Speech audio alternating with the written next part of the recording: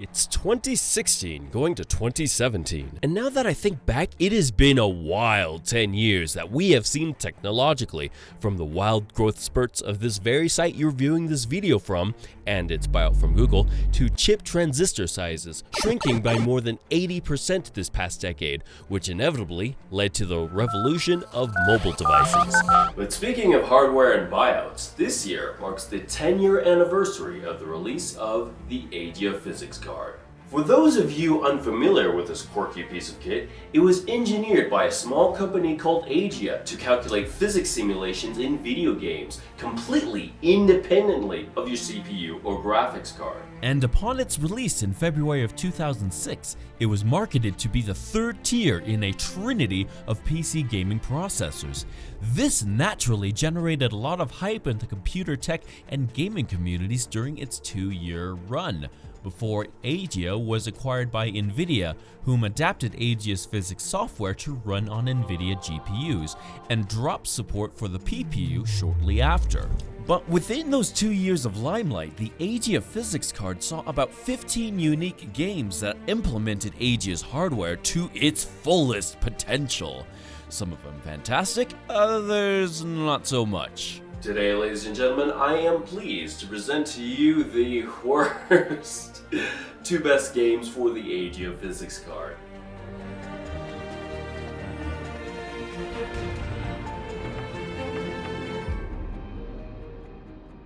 Starting things off from the bottom of the barrel, we have Stoked Rider Alaska Alien from Austrian developers Bongfish Interactive Entertainment. Within this game, the developers took a jab at the already saturated snowboarding game market by creating a big mountain courses game that was completely open world with 64 kilometers of open terrain, real-time snow physics, and a dynamic weather system.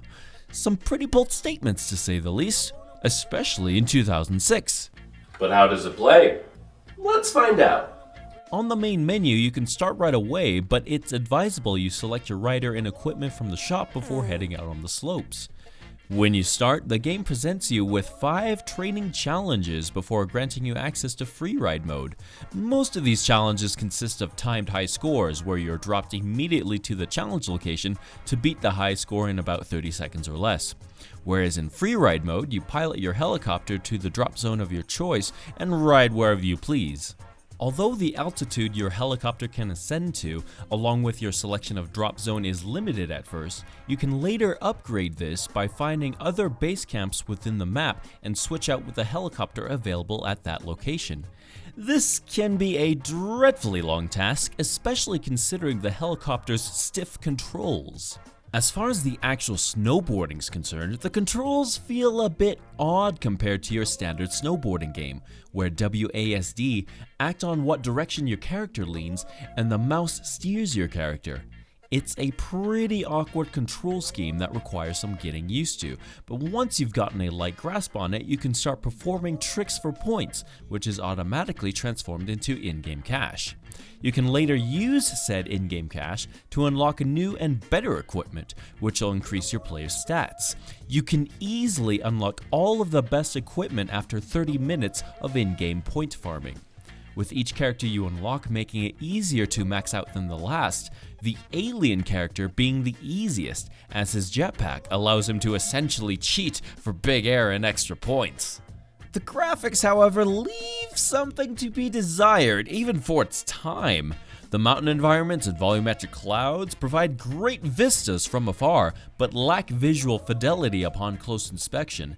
The same goes especially for the character models, in not just their lack of graphical quality, but their animation cycles. For example, if you fail to realign your board after performing a trick and wipe out, your character becomes comedically stiff as he falls over, and your attempts to wrestle him back up look more like you're inducing him into an epileptic seizure. And speaking of sick, nipple-sharpening beats, the music of this game is somewhat lackluster.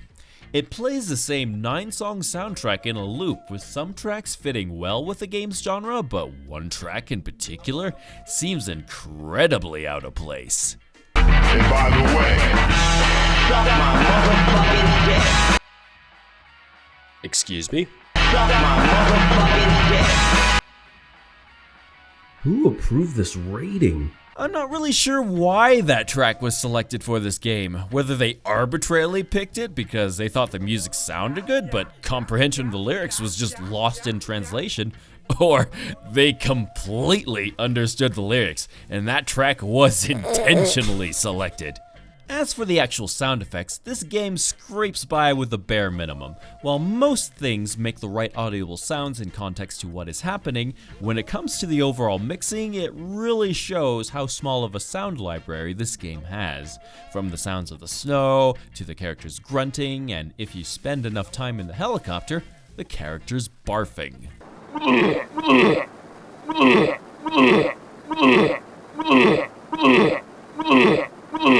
But what of the physics of this game? Granted, the ragdolls of this game are a little less than natural, but the particle physics of the snow is impressive and behaves quite naturally, despite the active particles being the size of melons in scale comparison to the in-game characters. The developers were even thoughtful enough to provide a toggle to view your frame rate along with an active particle count to check your performance. And speaking of snow particles, you can even trigger avalanches in this game. But don't expect a tense downhill race against nature. These avalanches are very underwhelming, looking more like someone spilt their slushy rather than a raging torrent of snow roaring down the mountainside. It's all of these little details that make you wish the devs put some more loving care into, like giving avalanches some more visual flair rather than just increasing the active particle count. But despite all of its flaws and mediocre reception, Bongfish did continue to improve their game with their titles Stoked and Stoked Big Air Edition. Both of these were critically higher rated than this predecessor. Coming in next, we have the Bet on Soldier games from the French developers Kiloton Games.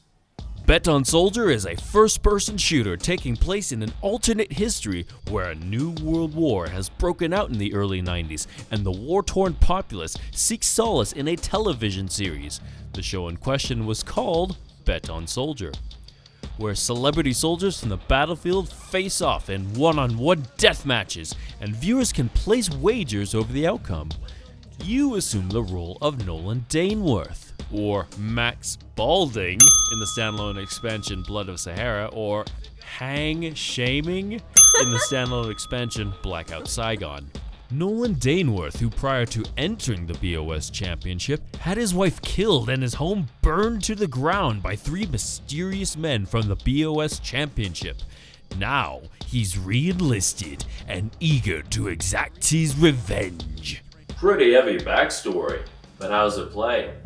Fairly good, actually. The controls are easy to pick up and reasonably tight. The game formula of kill the bad guys and move on does get a bit repetitive after a while.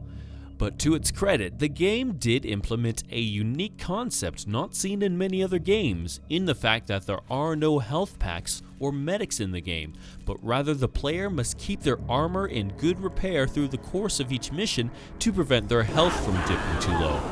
The AI in the game aren't all that well programmed and don't offer much of a challenge unless you find yourself in the open against a lot of enemies. Nice. Otherwise, you're the only one reasonable enough to take cover in the game. Before you start each mission, you are not only able to select your purchases of weapons, armor, upgrades, and ammunition, but you're also able to hire some AI comrades to aid you on your mission, which wouldn't be so bad if your comrades weren't always putting themselves in direct enemy fire, your line of fire, or getting stuck on walls. Even the character dialogue is a bit awkward at times, as if written in English by a non-native speaker with a less than elementary comprehension of the language. You, you're there. The dice is cast. There's no going back now. You ought to go home. This is serious stuff. You still want to fight? You bet against me. You gotta be joking. Consider yourself lucky. Shit! The squealer! The dice is cast. There is no going back now. I'm gonna rip you up! This occasionally results in some unintentional comedy from the character dialogue, but not all of the voice cast suffers from this quality. The sound mixing, however, is actually fairly decent, but lacks a lot of ambience, which is often masked by the in-game music as well as your character's constant and often loud and heavy breathing, which makes your character sound less like a seasoned war vet and more like a morbidly obese asthmatic. The graphics of the game are on par for their time, but it was nothing to write home about. But the physics in the game did give these titles not only some visual flair, but in some situations impacted how you could play the game. The particle simulations changed how exploding canisters and the chemical throwers worked, often giving the player more tactical options to clear a room. Even materials that seemed indestructible in games prior compared to their real-life counterparts could now be broken apart or shot through, whether it be crates, ceramics, cloth, or plant matter. However, going back to the particle simulations, they did have a tendency to be incredibly slow, like spraying hot molasses in microgravity. And what of kiloton games? Well, they still exist today, however the Bet on Soldier series still remains as one of their most iconic titles, as they haven't really released anything particularly noteworthy since. Next up on our list, we have Shadowgrounds Survivor by Finnish developers Frozenbyte. A sequel to the original Shadowgrounds, in Survivor you play as 3 survivors of an alien invasion on a lone planetary colony, all of whom must shoot, torch, and blast their way through waves of alien hordes, or else be violently overwhelmed. All while sporting better graphics than the original, new game modes, and of course, physics integration. As you may already see, this game looks and feels like a pretty solid twin-stick shooter, with the added ability to rotate your camera's perspective at will. The maps, models, and lighting effects look pretty good from afar, but the game does show its age if you choose to lean in close and lick some walls. While being somewhat fun and occasionally challenging, some of the maps will start to feel repetitive after a while, with the only things breaking the monotony is the switching of the character classes, and the occasional transition from kill everything and move on to survival mode, where you must hold and defend your position from waves of enemies. Also, some levels occasionally lack clairvoyance to where you need to go, despite the advantage of rotating your camera perspective. Replayability isn't that great either, as the story isn't riveting enough to play through again, the music doesn't stand out all that much, and the in-game voice acting is unappealing. Impossible! The aliens blocked the way! This is our last hope! Okay, good luck, man. It's not going to be easy. Even the characters themselves aren't all that original. Freeze! Let's see those hands!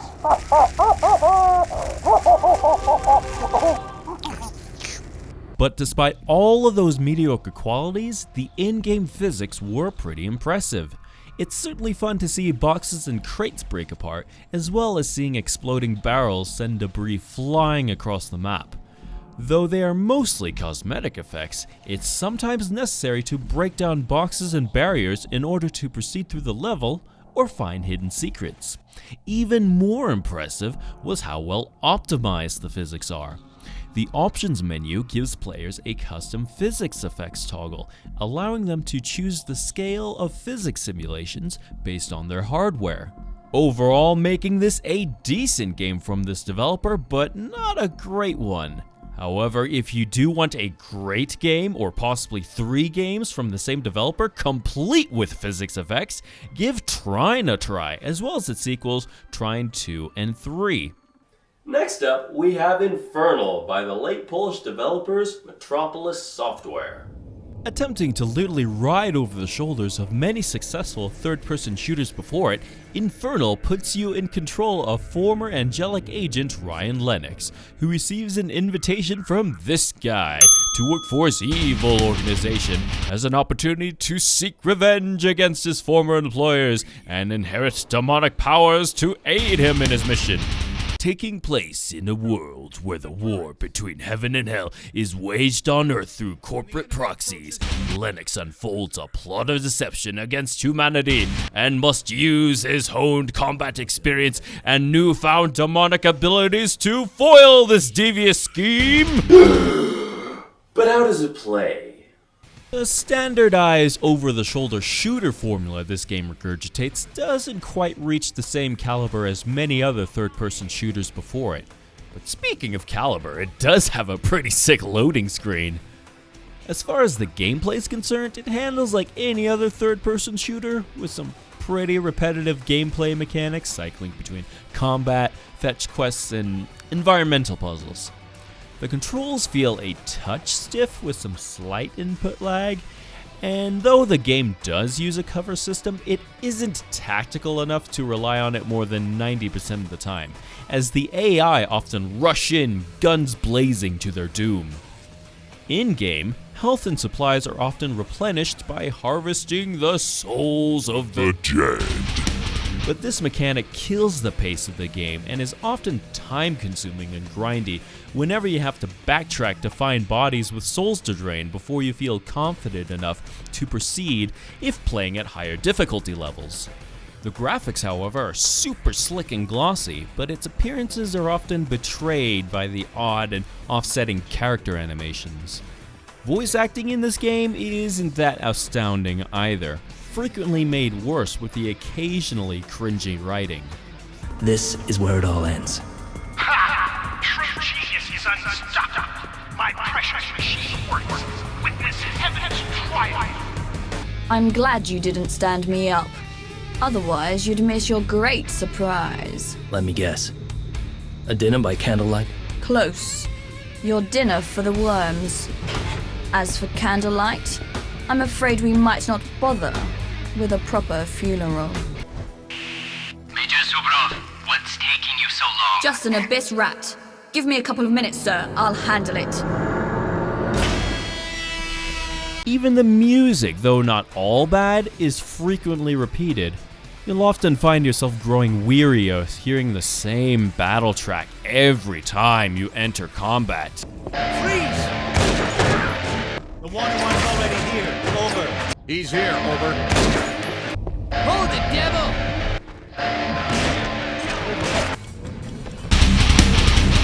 But what of the in-game physics? Well, they're actually pretty good, giving the game a nice complement to its shiny graphics, but there's a significantly minimal amount of physics interactions throughout the whole game beyond ragdolls, and when they do appear, they don't have much of a direct influence on the gameplay outside of cosmetics. So overall, Infernal catches your eye with lots of flair, but ends up falling shallow. But what of the developers?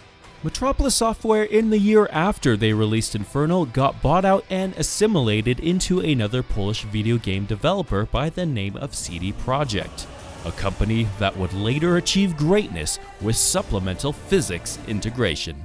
Our next game, or games I should say, hail from an already well-established franchise, Tom Clancy's Ghost Recon Advanced Warfighter and its sequel, Advanced Warfighter 2. Developed by former Switch games developer Grin in close collaboration with Ubisoft using Grin's very own diesel engine. Clever. Ghost Recon Advanced Warfighter, or GRAW, puts you in the boots of Captain Scott Mitchell of the elite Ghost Recon Squad. His mission is to recover stolen US technology from the hands of Mexican rebel militia, save both the presidents of US and Mexico, all while strategizing battle plans and commanding his squad in the most efficient and tactical ways possible.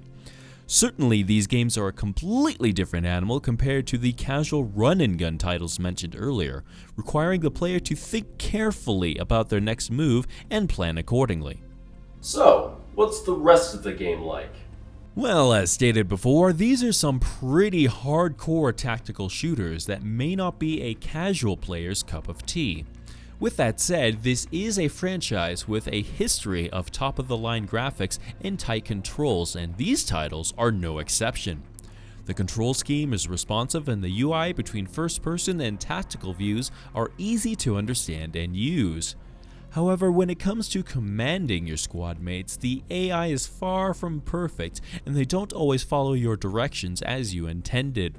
The enemy AI isn't better off either, seeming to only engage in battle should you cross their line of sight, while being completely oblivious to everything else around them regardless of how loud it is.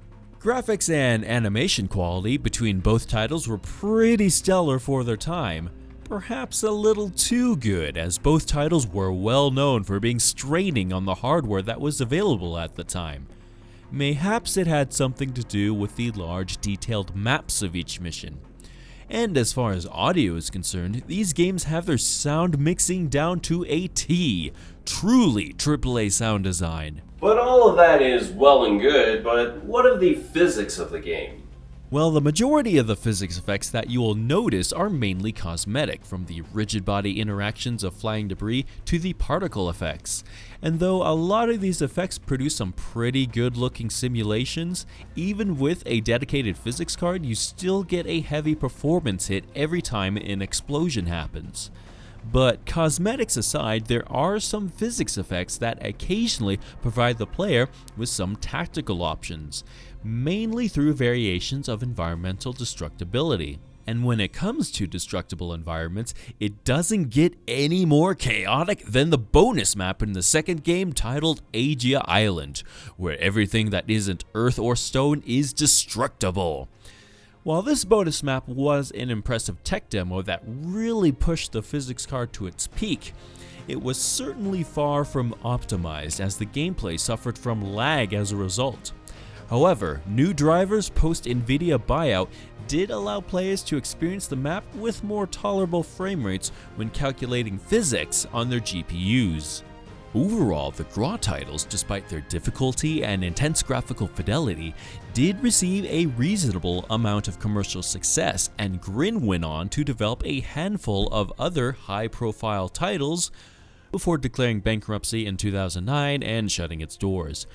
Though many of its members migrated to join other game studios or establish their own, the most notable of these new firms is Overkill Software, famous for Payday the Heist as well as its sequel, Payday 2, both of which still use the very same diesel engine from the Advanced Warfighter titles, just updated a couple of pegs. Taking the subject matter back a little bit to physics-driven destructible environments, to highlight one game in particular that took that concept and ran off with it completely. That game is Warmonger, Operation Downtown Destruction. A first-person shooter built on the Unreal 3 engine by the now-defunct Coloradan developers NetDevil. Set within a war-torn urban setting, players assume the roles of red or blue mercenaries in capture and hold or team deathmatch modes. Nothing notable gameplay-wise, but unlike many other games before, this game showcased what was possible when real-time physics were applied to a destructible environment. It was one of the first instances in which players could see crumbling concrete, shattering ceramics, splintering wood, and tearing cloth that wasn't pre-rendered.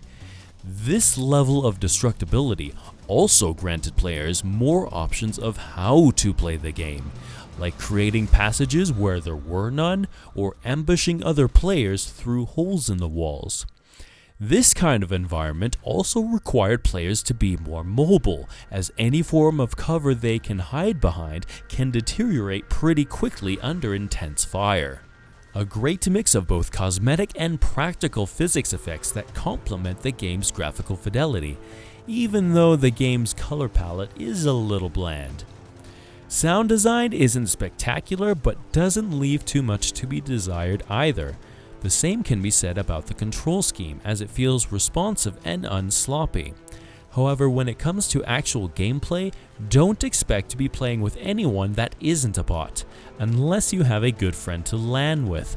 Otherwise, online multiplayer is completely dead. As many innovative features Warmonger had, it overall felt somewhat incomplete and shallow, more like a beta test idea in practice rather than a fully featured title. And as for the devs themselves, NetDevil was bought out by game developer Gazillion Entertainment shortly before the original founders left the company to develop games for the mobile market, and the remaining staff members were eventually laid off shortly after. Now, destructible environments are fun and all, but what if you took it a step further and weaponized your environment? That brings us to our next title, Cellfactor Revolution. Cellfactor was built upon the Reality engine made by Artificial Studios and the game made in collaboration with Colombian developer Immersion Games and Egyptian developer Timeline Interactive. This game is an arena-style shooter that can be played in first and third-person perspectives with a selection of 3 character classes to choose from, each with their own unique abilities. Between the Black Op, a trained soldier with telekinetic powers, the Guardian, a heavily augmented dual-wielding tank of a character, and the Bishop, the female character class and master of telekinesis. Which is possibly the most fun class to play in my opinion, especially when you find a power-up.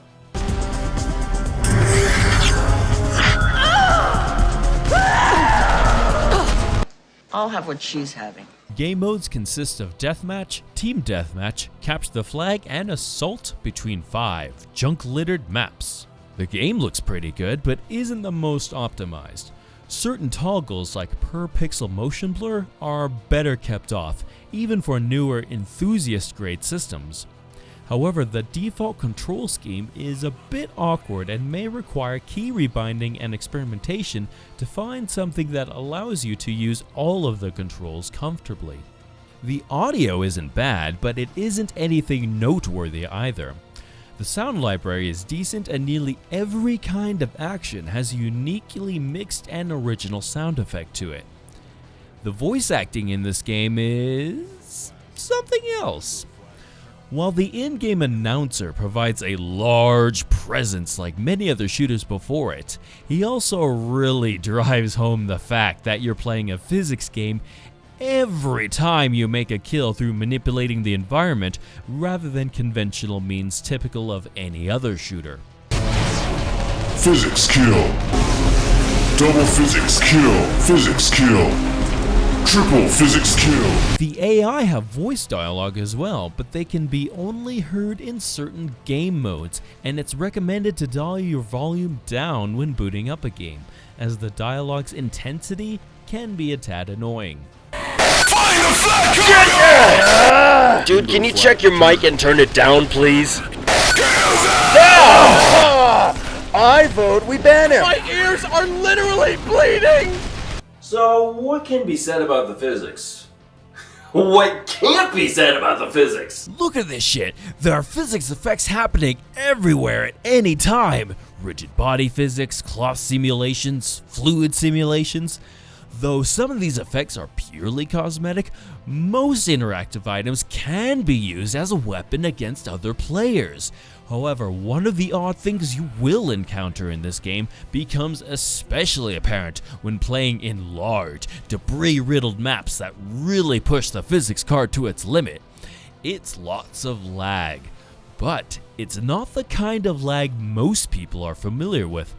For you see, since the physics are calculated independently from the graphics, you can pull a solid 60 FPS frame rate or higher easily on a modern PC, but all of the flying debris within a heated battle can occasionally be as slow as a slideshow. Overall, this game strives for greatness with a bold demonstration of what is possible on a physics card, but in some places it fails to be anything more than a glorified tech demo, which honestly isn't a completely bad thing. And what of the developers of this game? Well, shortly before the development of this game finished, Epic Games purchased the intellectual rights of Artificial Studios' Reality engine. Immersion and Timeline Interactive would later collaborate together again on a follow-up multi-platform Cellfactor game, but the physics weren't as intense though. But speaking of Epic Games and Unreal Engine 3, that brings us to our next title. Unreal Tournament 3. possibly one of the most renowned titles on this list. This is the third generation of first-person shooters in the Unreal series by Epic Games that once again features single and multiplayer options with a variety of new and classic game modes such as Deathmatch, Capture the Flag, and Warfare, all while sporting some superbly sparkly graphics for its generation. The entire game is very well crafted, with tight controls that handle incredibly well, and the sound mixing is top-notch, with music that uses a whole lot of hi-fi reorchestrations of previous Unreal Tournament tracks, with a handful of new tracks to enjoy. It is also the first time Unreal Tournament players experienced a more narrative-driven game. Though the main campaign story may not be its strong suit, it certainly gives the game a little extra character. As for the physics, AGEIA is certainly woven into the fabric of this game, with effects from ragdolls to cloth simulations, though mostly cosmetic effects that benefited from a performance boost with a PPU installed with the hardware available at the time.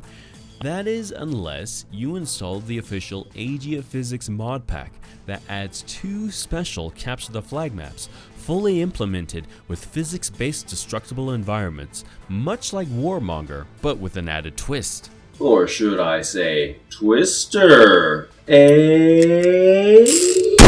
What a twist! The Tornado map features a randomly spawning tornado that tears through the level, reaping havoc, cascading debris everywhere from rocks to rockets. It gives the map a unique dynamic, as players often have to change their attack course in context to the tornado's location. Players near the tornado must be very wary indeed, as shooting near it will make projectiles veer off their aimed course.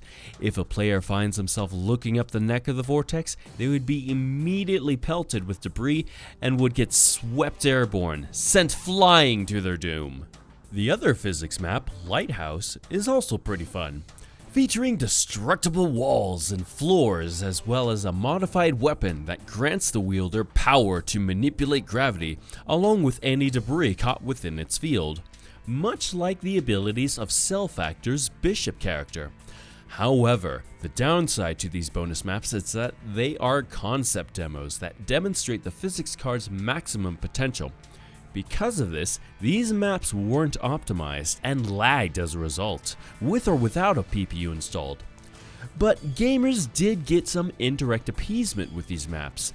After the Nvidia buyout, new physics drivers allowed players to run the intense physics effects off their GPUs to greater results. As for the developers, Epic Games is still going strong today with the release of Unreal Engine 4 and are, at the time of this video, currently in the process of developing the 4th iteration of Unreal Tournament, which I should mention you can download and play right now for free. It's still an alpha, so it's not complete yet. However, compared to a lot of other alpha games you may have played in the past, it's likely to be the most functional alpha you've played yet. Now before I move on to the best of the best, here are a few honorable mentions. Auto Assault. Another project by the guys behind Warmonger, this game was a vehicle combat MMO hosted by NCSoft, sporting graphics on par with MMOs at the time, supplemented with real-time particle simulations from certain guns and extra destructibility of certain objects. However, the game only saw a year of playtime before shutting down its servers due to a lack of subscriptions. City of Heroes. Another MMO hosted by NCSoft and developed by Cryptic Studios and Paragon Studios. Unlike Auto Assault, this title, along with its expansions, saw much more success and a longer time frame of service to its player base. It was one of the first instances players were able to roleplay as a superhero or villain online, and it reeled a very loyal fan base as a result. While its graphical fidelity has not aged well since its release in 2004, it did garnish in real-time physics effects in its standalone expansion, City of Villains, that would later merge with the main game. These effects often included things like rigid body simulations, particle effects, etc. However, the game only saw about 8 years of service before shutting down permanently in November of 2012. Crazy Machines 2, a run-of-the-mill invention puzzle game. Now granted, this game was released after the Nvidia buyout, but this game was developed from the ground up to use the PPU fully before AGEIA was bought. As a result, here is a well-polished title that didn't discriminate what hardware you used to calculate your physics. Whether it be off a GPU or PPU, it ran fine either way. Mirror's Edge. Sharing the same story as Crazy Machines 2, this title was released after the Nvidia buyout but runs both AGEIA or Nvidia hardware physics indiscriminately and does it exceedingly well. Had it not been for the post-buyout launch, this game would have been in the #1 slot for sure. But that disqualification doesn't make it any less of a wonderful game, with a variety of physics effects that really solidify the sense of immersion you get when playing. Not to mention, the game has seen a monstrous reboot in the form of Mirror's Edge Catalyst. However, that new title gives no indication of it using any form of Nvidia hardware physics effects like the last title.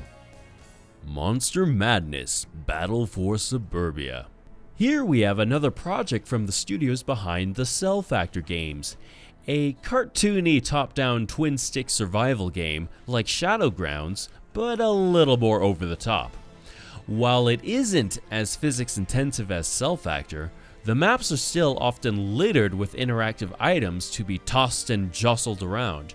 The fact that this game was optimized to be multi-platform disqualifies it from the main list, as its physics effects can be easily calculated off a CPU between PC and console. But having a PPU did increase your maximum frame rate on the PC. Star Trek DAC. The DAC stands for Deathmatch, Assault, Conquest, the 3 game modes that were available to play in this arcade-style twin-stick shooter set within the J.J. Abrams Star Trek universe. While it was a reasonably fun title that handled well between mouse and keyboard or gamepad, it didn't have a lot of depth to it outside of arcade fun. There were only 2 playable factions and a very small selection of ships to play from each faction. Notice I'm speaking of this game in past tense, as it's oddly not available on Steam anymore. But as far as the game's physics effects were concerned, the zero-gravity debris simulations provided a neat cosmetic touch that didn't require a lot of GPU horsepower to run it. Though this title was released over a year after the buyout of AGEIA, this game also didn't discriminate what hardware you ran the physics from. And finally, the title of the best game for the AGEIA physics card goes to Switchball from Swedish developers Atomic Elbow. In Switchball, you guide a marble through a series of suspended obstacle courses, solving physics-based puzzles that get more challenging as you progress. The name Switchball comes into play at certain points in the level when you're given the opportunity to transform your marble to a different ball with unique properties. Heavy balls can move large objects with ease, but can be magnetized easily. Air balls turn you into a light inflated ball that allow you to conquer certain obstacles more easily, but are susceptible to high winds and popping. Then there's the power ball that can be charged with various abilities such as jumping, dashing, and magnetism. The core game mechanics are solid and the controls work well between gamepad and keyboard and mouse. The puzzles are challenging yet satisfying, though some of the courses may require some fairly high accuracy but aren't frustrating enough to warrant throwing your monitor out the window. The camera can be annoying at times, sometimes being obscured by other structures on the level, but the game does allow you to change the perspective, as well as the ability to dolly your perspective in and out. Also mentioning the camera, the graphics of this game are great, as you can plainly see, but they do show their age when you come in close to lick some walls, or in this case, lick some balls. Not to mention, the physics are everywhere in this game, as every physics effect is completely practical and has a direct impact on how the game plays, rather than being a whole bunch of cosmetic enhancements. All the effects are optimized so they don't hinder your performance, giving you a solid frame rate throughout. Everything in-game behaves how you'd expect it IRL.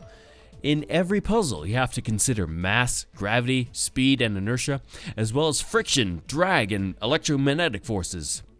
It's just the kind of game that makes Sir Isaac Newton blush. And maybe jizzeth his trousers.